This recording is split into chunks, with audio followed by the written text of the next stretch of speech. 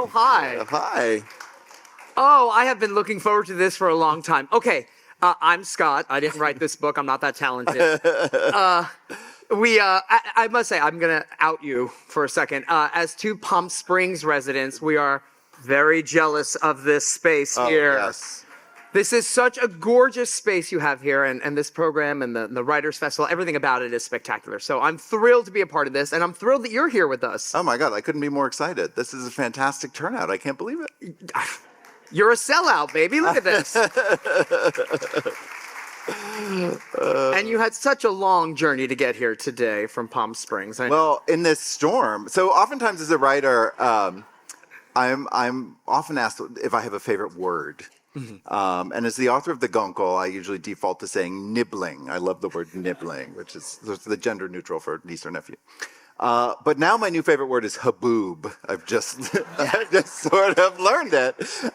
It's really incredible. I said it this morning. I said, is this a haboob? And someone looked at me like I was insane. Not everyone knows that word. I learned it when I moved here from the East Coast. Yeah. That's a great word. Yeah, so haboob is up there with nibbling. Nibbling. Okay. I've lost my nibblings in a haboob. Now, for those who may not know, will you give us the Reader's Digest version of sort of your history, your past, where you were born, where you come from, all that good, juicy stuff? Sure. As happy as I am to be in the desert now, I actually grew up in Portland, Maine. So all the way on the other side of the country. Oh, Maine! Yay, Maine! Which was a really lovely place to grow up. I always had sort of writing ambitions. I remember from an early age writing short stories. And my dad, who sold insurance, would bring them into his office and run off photocopies on the copy and bring them home for family, for me to hand out to family and friends. And I remember thinking, like in second grade, wait a minute. There can be more than one copy of something I write. The drive to be a writer, I think, was always there. But I sort of thought, being so far away, that it was either a career that was available to you if you grew up in Manhattan or if you had a society connection. But always sort of lurking in the background in Maine was Stephen King, right? Yes. So, whenever my mother thinks I'm kind of a big deal, I have to remind her I'm not even the most famous writer named Stephen from Maine. So keep her in check. But I went to school at Emerson College in Boston, where I studied film. More love here for. I honestly thought I'd be a screenwriter. And for years in LA, I was pursuing a career in screenwriting. But screenwriting is very different from novel writing, both in format. Screenwriting, everything has to be action, dialogue, things you can see or hear on screen. Whereas novel writing, you have access to, a character's complete internal, life. And I got tired of waiting.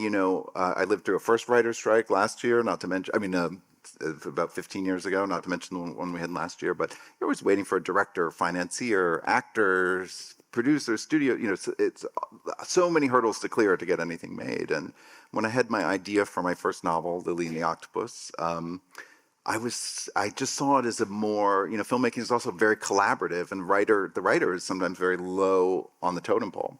And so I just saw it, as such a specific way that I wanted a more sort of authorial voice over telling the story. And so I tried it as a novel, and sure enough, that paid off. So what you're saying is you don't like working with others. Exactly. Yeah, all right. We got it. My sandbox, everybody else get it. No, I'm very lucky now to be able to, that some of my books are in development as in movies and TV. And I love having that to balance. I love, because novel writing can be very solitary. And so I like balancing that with the collaborative nature of it. Let's rewind a second. Some of the books are in development for movies and TV. Did that slip out by accident, or are we allowed to know No, that? You're allowed to know that. I mean, it's a painstakingly slow process, so we'll see. We'll see where we go. But fingers crossed that with the strike settled, that we're on our way. Wonderful. We need no more pandemics, no more strikes, and no more haboobs. Cheers to that. Yeah. Yes. Okay, so obviously, we're all here because we're fans. I mean, I brought my own copy of the Guncle for him to sign. I am a fan. But I wanted to focus today on this fantastic book that you have here, The Celebrants. And I'm going to ask you a very basic Betty question, and yes. I mean this sincerely. How the hell did you get this idea? Why? Living Funerals, where did this come from? Yeah, so a couple of things. Very early on in the pandemic, remember, we're talking 4 years ago now this week. Remember when we thought it'd be cute? We'd be home for 2 weeks, we'd watch Netflix, and then we'd see our family and friends again. And I was looking for movies that I'd seen that might be comforting, but I hadn't seen in a while. And I stumbled across the movie The Big Chill. Remember this, right? We all remember it largely for the soundtrack of Motown hits. But it's a movie about college friends who reunite after the death of one of their own. And it's about middle age and the stresses of middle age and what the back half of their lives are going to look like. And I'm watching this movie, and all the characters and all the actors in it are 35 years old. And as someone who was turning 50 that year, it was like, this is not comforting to me. This is not comforting at all. So I wanted to write about a group of college friends, but we're going to age them up to a more modern understanding of middle age. And similarly, the year before, I had lost one of my best friends from college to breast cancer. And Byron, my husband, and I, Byron, who's here, we were overseas. And, woo, Byron! Not from Maine. We were in Italy. We were on a trip in Italy when she passed, and I immediately wanted to rush back, to go to the funeral and all that. And our friends were very adamant that no, that's not what she would have wanted, And they said something that resonated with me very deeply, which is funerals are for the living. And of course, they meant, it's a ritual we have to comfort those left behind. But, my writerly brain thought, oh, well, what if they actually were for the living? So in the Celebrants, a group of college friends make a pact right before graduation upon losing one of their friends to suicide, that they, after attending his funeral, they think if he had only heard all the wonderful things said about him and the impact that he's had on their lives, maybe he would have made a different choice. So they decide, as they're about to scatter, all over the world, that at a moment's notice, each friend can reassemble them to throw their funeral while they're alive, to attend it and hopefully hear all the good things that were said about them and the impact they've had on others. And hopefully that would reunite a passion for living. They sort of think it's a juvenile kind of pact, but they go off on their own. And sure enough, life starts to intervene, and one by one, they reassemble for their funerals. And have you personally participated in one of these living funerals? No, I have not. Well, guess why we're here today. Oh, no. I walked right into that one. No, look, if we're going to do it, let's do a roast, or let's really do it. Let's really do it. But there's going to be a lot of conversation between artists and writers in particular, I think, about how we address the past few years, that we've been through. And, whereas I was not ready to address it directly, the book very conveniently skips the years 2019 through 2021. I wasn't ready to go back there so deliberately, but the idea of telling the people in your lives what they mean to you now while you can, that's very much a reaction to, I think, the past couple years. Because we've all lost things. It may not be a person per se, but we've lost time, and the ability to be together. So I think this is very much in response to the past couple years we've endured. And I think one of your great jokes. Yeah, well, that leads me to my next thing. I do think one of your greatest gifts as a writer, and you have many, is this ability to take sorrowful situations but use humor and inject humor into it. And you see it in all of your books. And this one especially, you really laid on it, and it was great because it made it accessible in a way that some people do not like to talk about death. Some of us, the closer we are to it, we don't like to talk about it. But it is something that I think is such a gift of yours, and we see it. Is this something that you consciously work on when you're writing, or is that just a natural infliction that you have? Yeah. Is that your way of saying my humor is very labored? No. No, but humor is such an important, for me, it's always been the way through, right? And I think that's true for the queer community in particular. I think about when I came out in 1990, 91, we were losing more people to AIDS in the early 90s than even in the 1980s. So, and I think about the literature that was available to me when I was trying to think about what life might be like as a gay person. These were stories that were often about lives lived in the shadows, lonely existences, and often lives cut short. And so, I'm very conscious now in crafting stories to always include the joy in life, because I found the opposite to be true. I've been very lucky. It's partly, the time in which I was born, but, a decade difference, I might not be here, but life fortunately has been filled with community and found family and joyous and relatively long. Although as you say, time goes by quicker and quicker. But I always want to put that joy and the ability to laugh. I think that's how we've survived so much.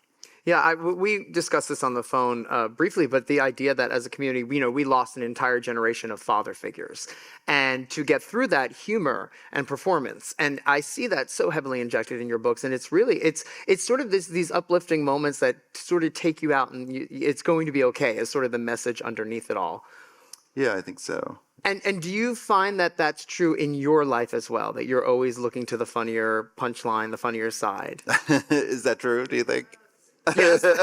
Yes, we've got one yes vote down front. Yeah, I think so, and it's sometimes too much. Sometimes I'm chasing the joke too much, or we're in competition for like what's the biggest arguments we get, because Byron is also, my husband's also a writer, and A fantastic writer. Fantastic. The biggest arguments we'll get into sometimes if we're leaving a dinner party, and God help you if any of you are related to or friends with writers, because we are sponges. We do steal. And so like if we overhear something at a dinner party, and we'll get in the car on the drive home, close the door, and be like, "That's mine," like, and then it's a race to see who can use it first. But sometimes like you're chasing a joke too much, and I think the important balance of what I try to do as a writer is, I hate to say it, but humor can be very serious business sometimes, and so it is almost surgical. Like I'll go line by line. Sometimes a scene you put in one joke too many, and it takes the air out of what you're trying to do. Yep. And conversely, if you go too long without giving the reader the opportunity to take a breath, with a joke, or with a laugh, then it could color your work in the other direction as well.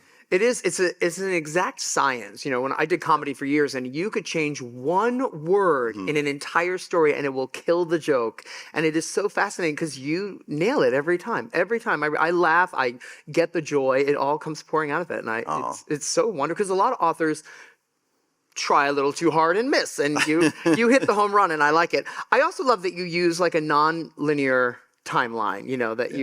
And this is something we've seen a few times from you as well. Is this purposeful?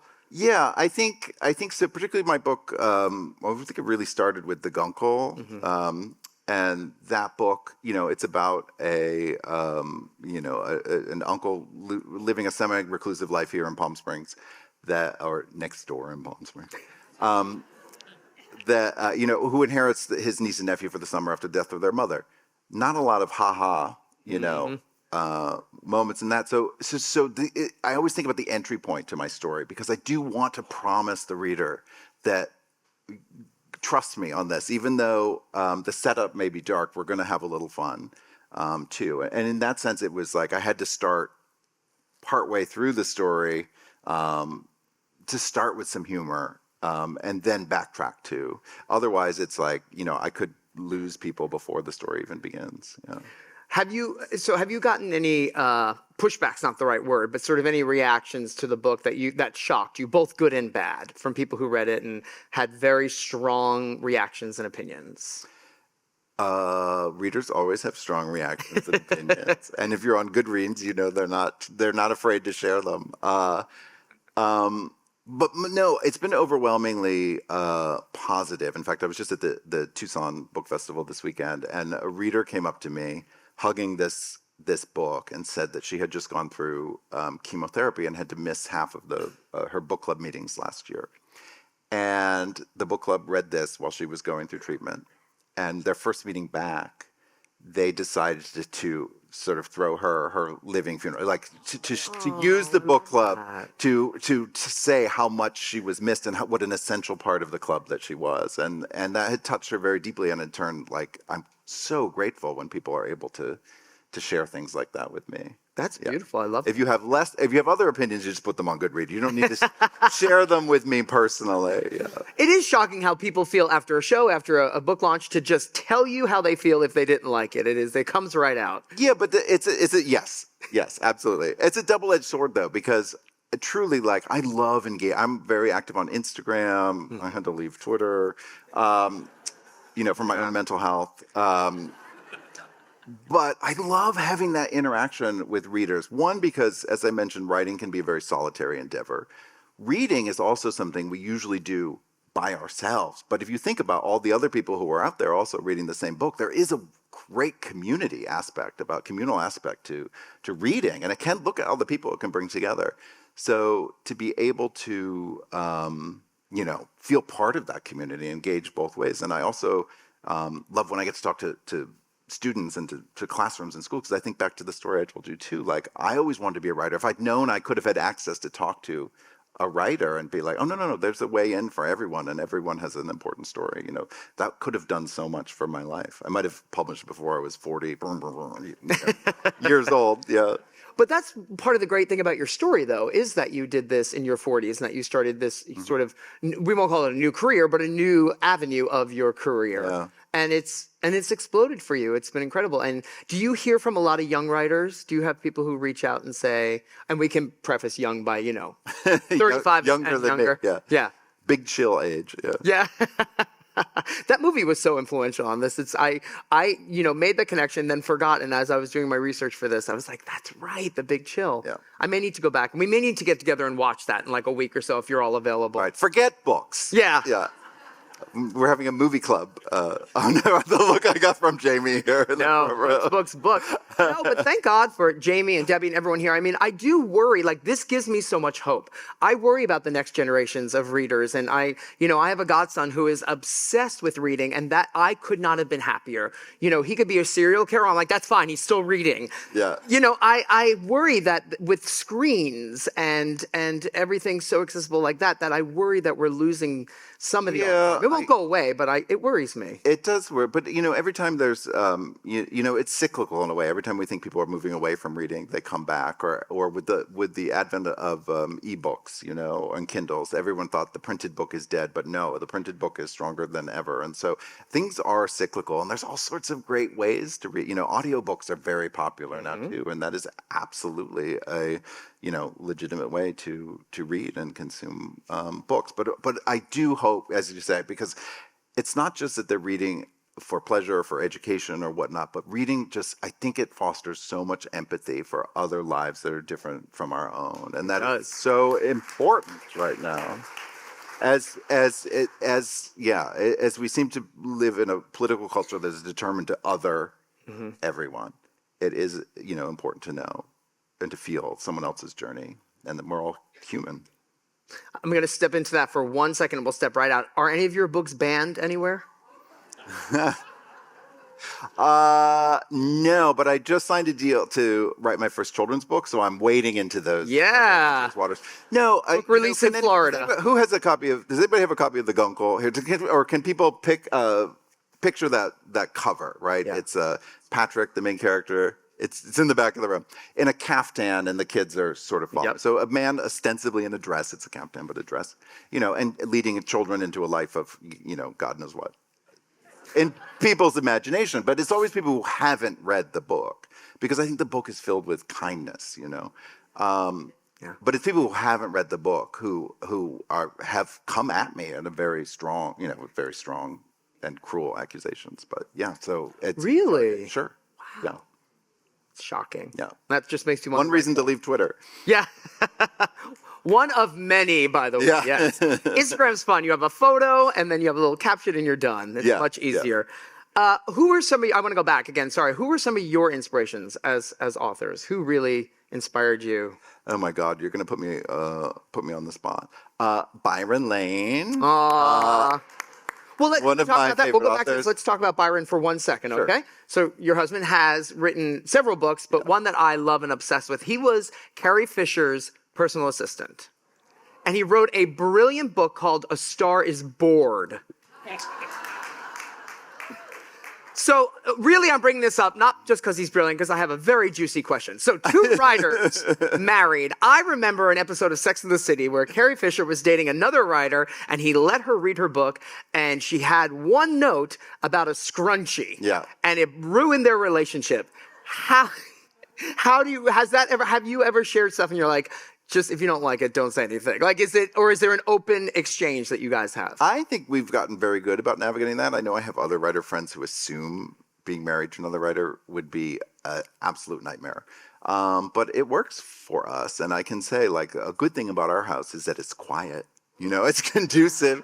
It's conducive to working. Separate sides of the house? Separate sides of the house. We'll meet sometimes at lunch. How's your day going? How's your day going? Good.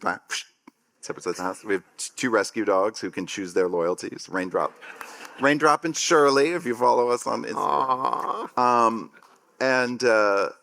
Yeah, I think we've got the hardest part is about giving each other notes. And so, like, if Byron's giving me notes, it's tough on you. I think he has to decide if is he wearing his hat, his spousal hat, in which case, he just wants to cheer me on and go, continue. Or, am I asking him as another writer or with an editorial eye? We've got to figure that out. It doesn't work when I try to punch up his jokes. That never works. Yeah. My husband's a hedge fund manager and I can't do math, so we just keep it separate. And we get along great. Yeah. So that probably comes with insurance, though. That was smart. In the He's very funny. We had a funny phone call yesterday, and of course we were supposed to talk seriously about this program today, and the first thing out of my mouth, what are you wearing? Yeah. 2 gay guys hosting a talk back. Yeah, what are you wearing? Yeah, well, we just wanted to make sure we didn't show up in the same Mr. Turk. Yes. But yeah. It could have been a bitch stole my look moment. We weren't going to do it. So the characters in this book I love, and just what are they based loosely on real people? Are they all created? Why were they developed the way they were developed? Yeah, I mean, I have a close-knit group of college friends, so it was definitely inspired by the dynamic, and I'm grateful that they are my best friends to this day. But no, there's no one-to-one correlation with my, the hardest part about creating a book like this is not only are there different characters, but the friendship itself takes on, is almost a character, the group dynamic. And so to create these diverse friends, but also the relationship that they have with each other, and then to draw the reader in, and make them feel part of this friendship group, and give them, inside jokes that don't exclude, anyone who's sort of peering in on these people. That was always the real challenge, but it was almost like casting a movie. I created sort of like portraits of 10 or 12 different characters and was like mixing and matching and finding out like, oh, what would draw these people together? How would they be friends? And some of them just didn't make the cut.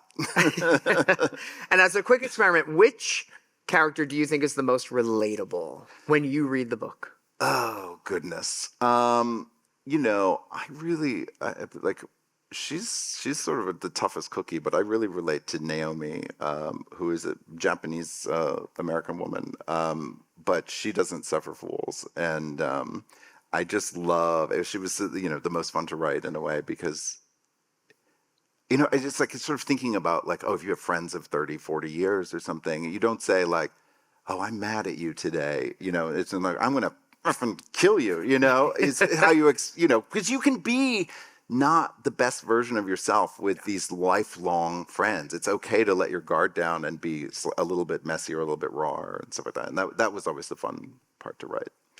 And when you're writing, do you get attached to certain characters more than the other? Do you have certain affection for some? I think there's enough of me in each character that I can find my sympathy for them, and I have to create flawed characters, otherwise there's no drama. But so sometimes you get frustrated with those flaws, but I always understand it, and so it's sort of my job to drop myself into that character and really just shut the rest of the world out and focus on making them the most authentic version of themselves. And how would they truly behave in this moment, or react, or make a mistake, or apologize.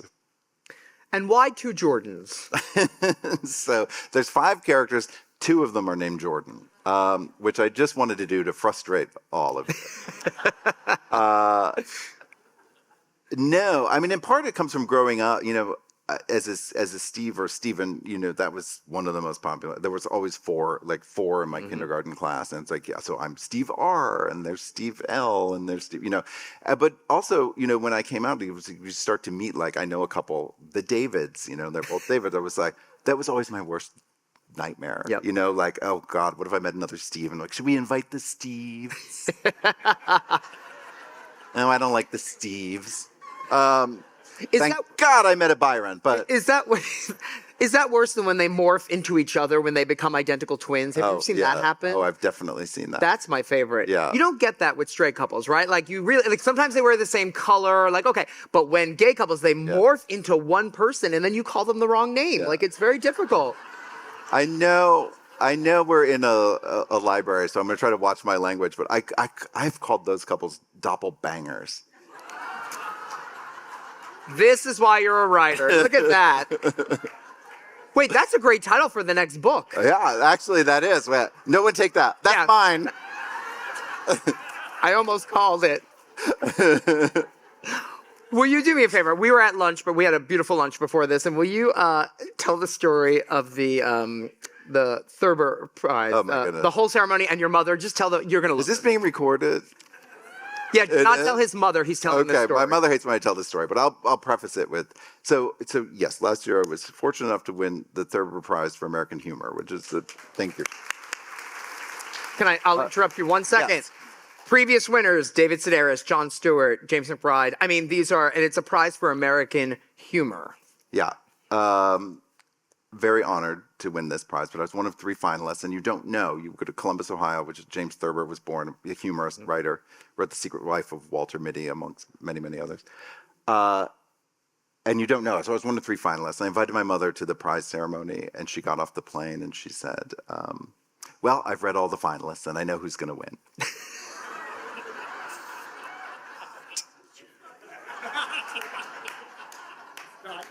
Not you. And she was, doing what mothers. I think she wanted to make sure that I wasn't going to be too crushed or too disappointed. Set expectations. But there was a cocktail event before the show that night, and so we're running around and talking to everybody, and everyone's coming up to me and be like, "Oh, we love your mother. Your mother's so great. We love your mother." I was like, "That's because she's telling you you're going to win."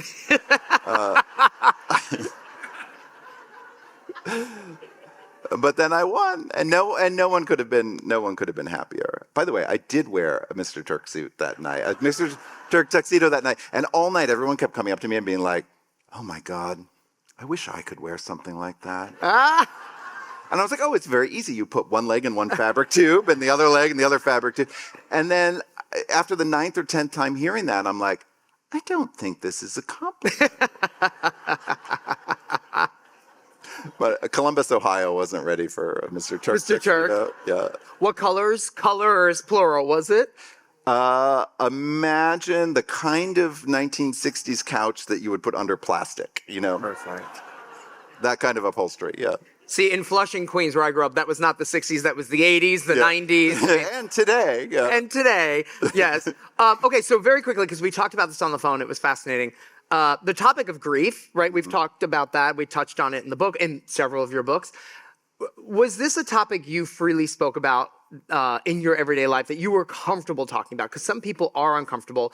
I weirdly talk about grief. I started young. My dad came from a family of 12. He was the youngest, so I went to a lot of funerals as a kid. And as a Catholic, you sit through the wake, the body is there, it's the whole thing.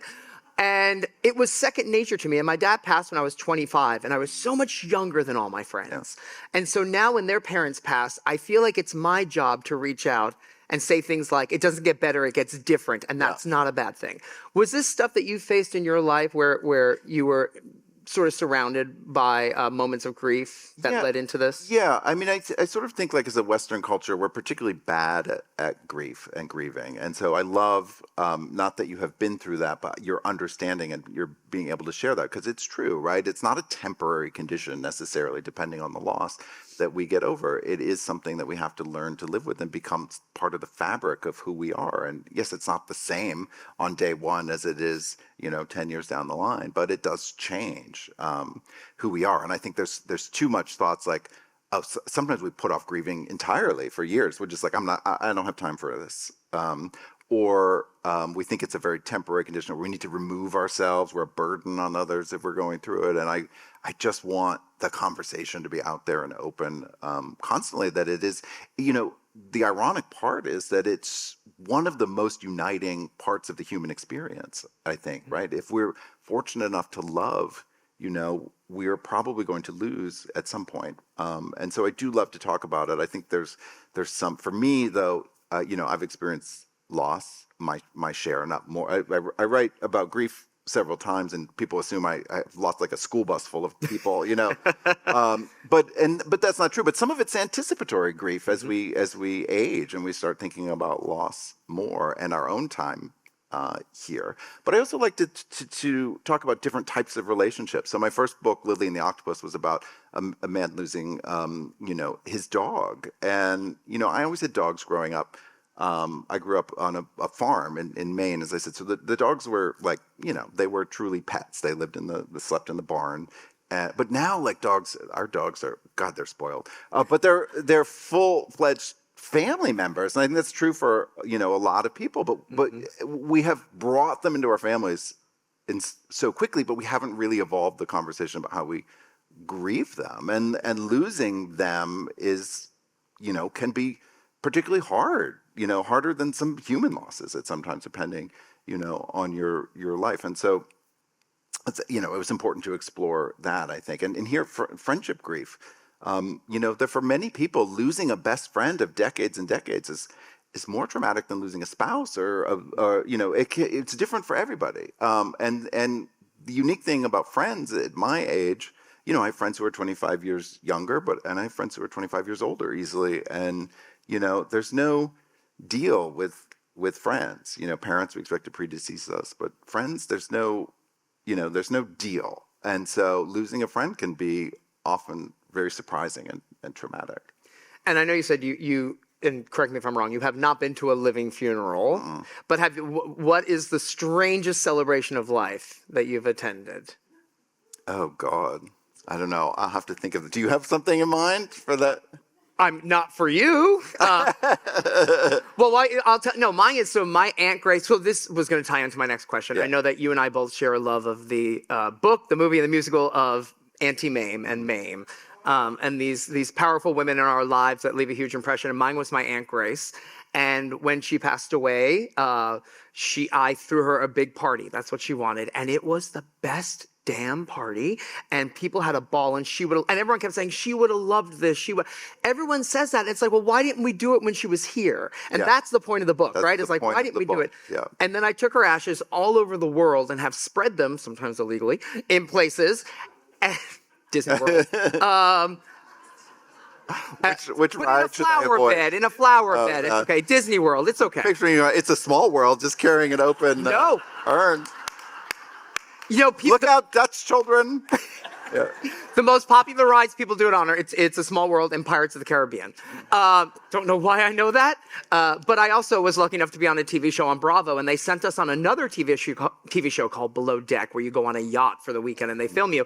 And I spread her ashes off the yacht, and I got more messages on social media about that than anything I've ever done in my career. And it is shocking how people want to talk about celebrating life, not just grief, celebrating life, which is what I think this comes back to, right? Yeah, for sure. And it's about doing the saying while you're here in front of them. Mm-hmm.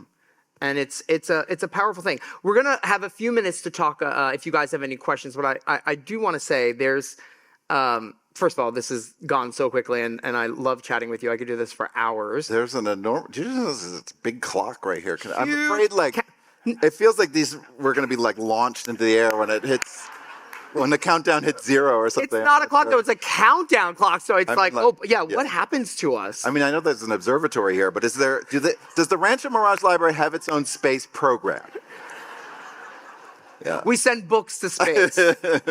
But no, I am genuinely such a fan. I was thrilled to fill in to do this. And your books bring so much joy. Especially now after the pandemic, and I did notice that you skipped those years in the book, and you answered my question before I asked it. I I think we're all looking and searching for joy. We have lost time. We have lost people, as you said. And I think we're all searching for something that brings us back and reminds us. And this book did it for me. The friendships. I reached out to friends after reading this that I maybe have been lazy and negligent with. And, I got the sassy, well, there she is, But it really is a testament to you.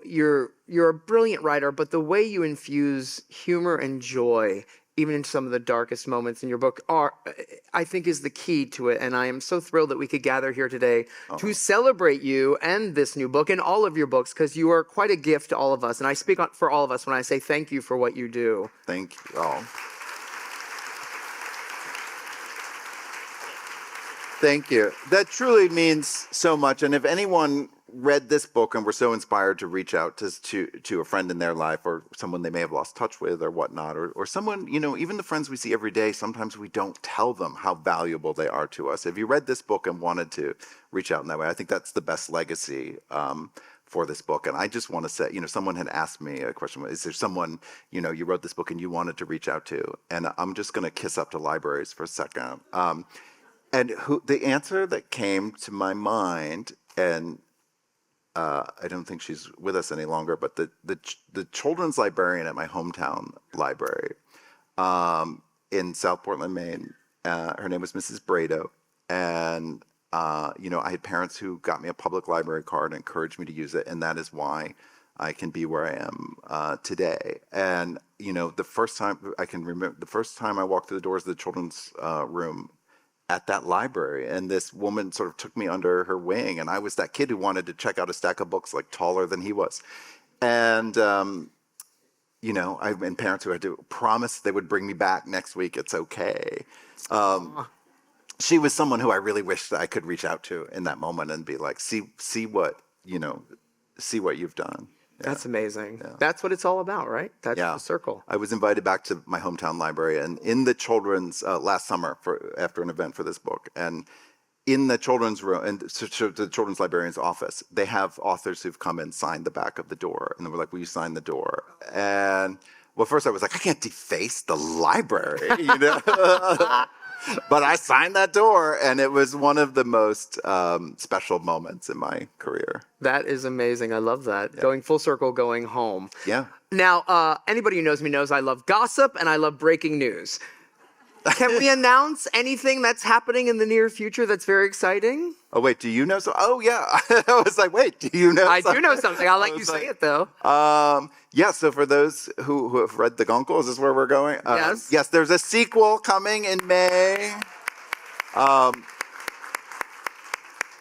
The Guncle Abroad. We touched on our love for Auntie Mame. I particularly love, and I love Rosalind Russell and Angela Lansbury, and even a very weird movie with Lucille Ball. But I particularly love the Patrick Dennis novels from the 1950s. And Patrick, the character in The Guncle, is named Patrick as an homage to Patrick Dennis. But the sequel to his Auntie Mame book was a book called Around the World with Auntie Mame. And so I knew if I was going to revisit these characters, we'd be going abroad. So it's 5 years after the events of the original book, and the kids are now 11 and 14, and their dad is getting remarried, and they are not happy about it.